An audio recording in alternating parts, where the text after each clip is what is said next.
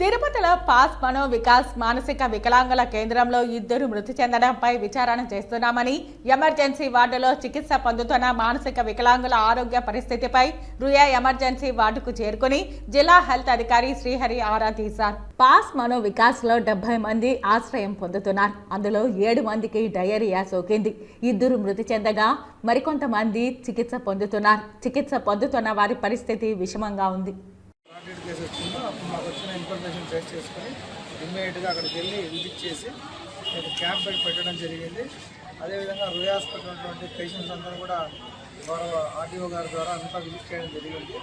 ఇక్కడ ఉన్నటువంటి పేషెంట్స్ అందరూ కూడా ప్రజెంట్ స్టేబుల్గా ఉన్నారు.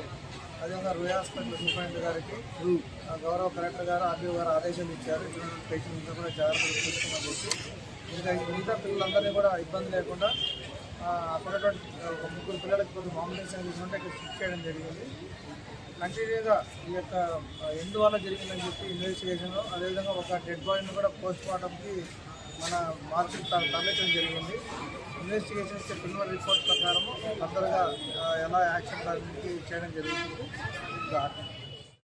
తర్వాత పిఎన్ కంట్రీలో జాతర తర్వాత 11 రోజులు రావడం జరిగింది. అక్కడ కంటిన్యూగా మెడికల్ క్యాంపులు పెట్టి మొత్తం డైరియా మొత్తం కంట్రోల్ చేయడం జరిగింది. తర్వాత గౌరవ కలెక్టర్ గారి ఆదేశాల మేరకు జిల్లా అంతా కూడా ఒక్కసారిగా డ్రైవ్ చేసి అన్ని అక్కడ మినరల్ వాటర్ ప్లాంట్స్ కానీ లేకపోతే అక్కడ ట్యాంక్స్ కానీ ఓవర్ హెడ్ ట్యాంక్స్ కానీ అన్నీ కూడా డిపిఓ గారు, ఎస్సీఆర్డబ్ల్యూఎస్, డిఈఓ గారు జిల్లా మొత్తం ఒక టీంలో ఏర్పడి ఒకే రోజు 26వ తారీఖు డ్రైవ్ చేయడం జరిగింది. ఇక్కడికే షిఫ్ట్ చేస్తున్నాము. ఇక్కడ ప్రత్యేకమైన వార్డులో పెట్టి వాళ్ళందరికీ సేవలు ఉంది. సార్ ఓవరాల్ ఇప్పటి వరకు డయేరియా ఎఫెక్టెడ్ డెత్స్ ఎన్ని ఉన్నాయి జరిగింది? డయేరియా డెత్లు ఇప్పుడు బ్రాడెడ్ కేసులు ఇప్పుడు 2 కేసులు రావడం జరిగింది. ఇంతకుముందు కూడా మన పిఎన్ కంట్రీ మండలంలో ఒక చిన్న బేబీ 2 ఇయర్స్ బేబీ డెత్ కావడం జరిగింది.